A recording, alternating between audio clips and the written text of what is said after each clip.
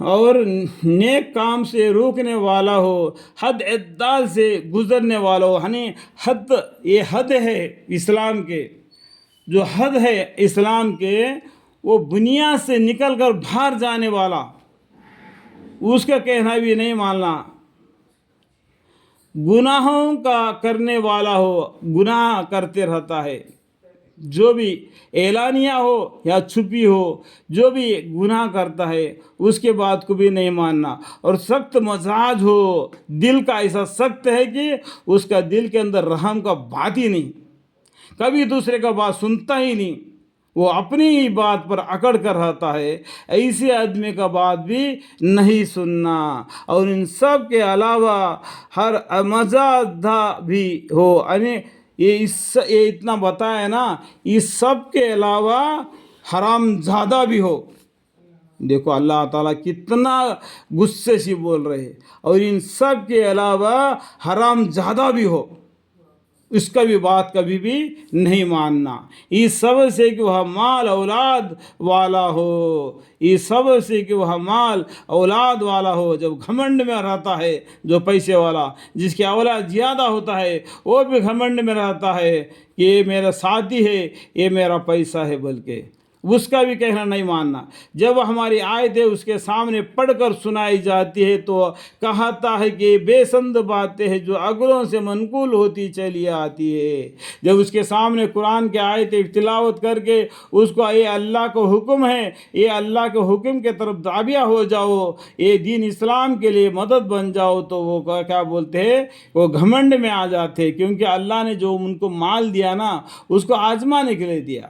اس کو جو اولاد دیا نا، اس کو اولاد کو بھی اس کو آزمانے کے لیے دے دیا. لیکن اس بات کو نہیں جانے، لیکن گھمنڈ میں آ گئے. اس سبب سے کہ وہ مال اولاد ہو، جب ہمارا آیتیں اس کے سامنے پڑھ کر سنائی جاتی ہے تو وہ کہتا ہے کہ بے سند بات ہے، اللہم اغفر لی، جو عقلوں سے منقول ہوتی چلی آتی ہے. اس سے پہلے لوگوں میں بھی ایسے باتیں گزری ہے، ہم اس کو نہیں ماننے گے. اس طریقے سے وہ بولتے ہم ان قریب اس کے ناک پر داغ لگا دیں گے. اللہ تعالیٰ بولتے ہیں آخرت میں اس کے ناک پر داغ لگا دیں گے. ہم نے ان کی آزمائش کر رکھی ہے، جیسا ہم نے باغ والوں کی آزمائش کی تھی. اللہ تعالیٰ آزمائش کرتا ہے پیسے دے کے، مال دے کے، پورا باغیچہ دے کے، یعنی اس طریقے سے ان کو مال دے کے آزما جاتا ہے. تو یہ لوگ بولیں گے، یہ مال کی طرف اتنا گھمنڈ ہو جائیں گے تو اللہ تعالیٰ ایک دم ایسا چھین لے جاتا ہے جیسا کہ کوئی بالکل سوکھا درخت ہے جس میں کوئی ہرا پنی نہیں، اس کو کوئی پتے بھی نہیں.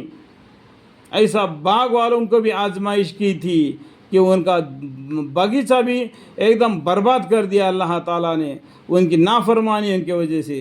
جبکہ ان لوگوں نے یعنی اکثر بعض نے قسم کھائی کہ اس باغ کا پھل ضرور صبح چل کر توڑ لیں گے. دیکھو ہمارا یہ باغ ہے نا، اس کا پھل ہمیں صبح جلدی جا کے کس کو بھی نہیں معلوم ہونا، کوئی غریب محتاج یہاں تک آنے نہ پائے. ہم صبح جا کے اس باغیچے کے پھل کو توڑ لیں گے. اس ارادے سے وہ لوگ بیٹھے، اور ایسا شوق ہوا کہ انہوں نے انشاءاللہ بھی نہیں کہا.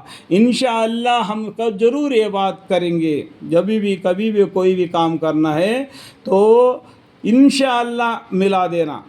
کل میں گنٹور جاؤں گا، انشاءاللہ. کل یہ کام کروں گا، انشاءاللہ بھی نہیں کہا ان لوگوں نے.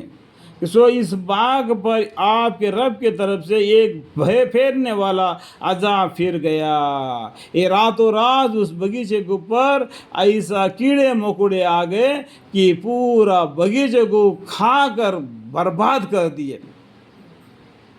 دیکھو اللہ تعالیٰ یہ کیڑوں کے ذریعہ ان کو برباد کر دیا.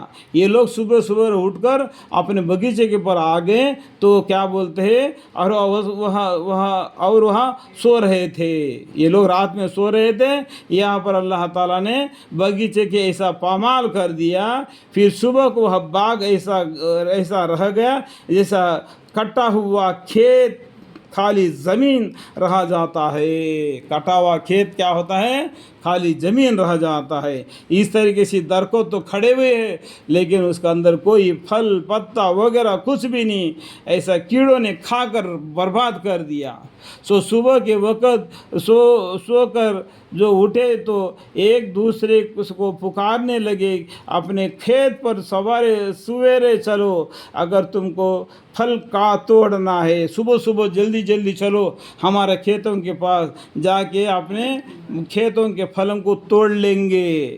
پھر وہ لوگ آپس میں چپ کے باتیں کرتے چلے، یعنی آپس میں باتیں کرتے چلے کہ کوئی محتاج ہمارے پاس آنے نہ پائے، جلدی جلدی ہم باغیچے کو پھلوں کو توڑ لیں گے کہ آج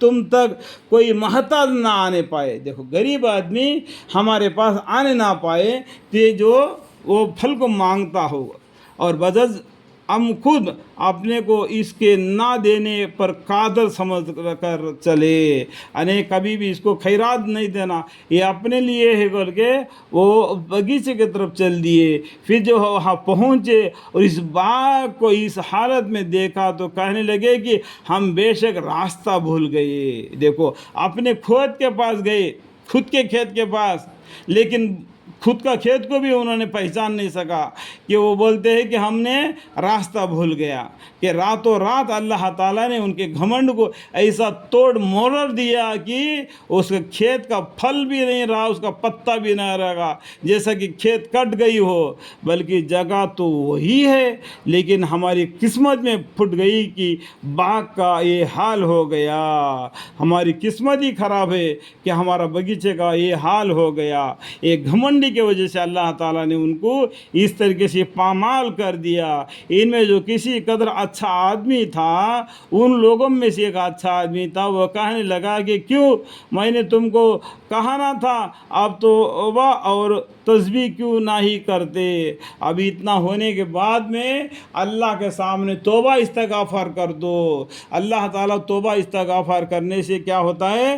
تمہاری عمر میں زیادتی ہوتی ہے توبہ کرنے سے، دوسرا تمہاری اولاد بھی زیادہ ہوتا ہے توبہ کرنے سے، اور تمہارے لیے موسلا دھار بارش بھیجتا ہے اللہ تعالیٰ توبہ کرنے سے۔ اللہ تعالیٰ زمین سے اچھے اچھے پھل اگا کے دیتا ہے تمہارے توبہ کرنے کی وجہ سے۔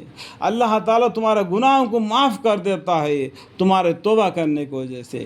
گزشتہ ہو سبھی جتنا بھی گناہ کیا ہے وہ سب کو اللہ تعالیٰ معاف کر دیتا ہے۔ توبہ کرنے سے اتنا پھل ملتا ہے اللہ کی طرف سے۔ ہمیشہ اللہ سے توبہ استغفار کرتے رہنا، اللہم اغفر لی، یا اللہ مجھے معاف فرما۔ تسبیح کیوں نہیں کرتے؟ سب توبہ کے طور پر کہنے لگے ہمارا پروردگار پاک ہے، اللہ تعالیٰ پاک ہے۔ سبحان ربنا انا کننا ظالمین، قالوا سبحان ربنا انا کننا ظالمین، ہم لوگ ظالم لوگ ہیں، ظلم کرنے والے ہیں، اللہ تعالیٰ پاک ہے کر کے وہ لوگوں نے اللہ کے سامنے توبہ استغفار کی۔ بے شک ہم قصوروار ہیں۔ پھر ایک دوسرے کو مخاطب بنا کر ہم باہم الزام دینے لگے، آپس میں ایک دوسرے کو تو ایسا بولا، تو ایسا بولا، تو ایسا بولا، آپس میں جھگڑ بھگڑ کرنے لگے۔ پھر سب متفق ہو کر کہنے لگے کہ بے شک ہم حد سے نکلنے والے تھے، بے شک ہم سب مل کر حد سے، انسانیت سے آگے بڑھ کر نکلنے والے تھے، اس لیے اللہ تعالیٰ نے اس طریقے سے ہم کو برباد کر دیا۔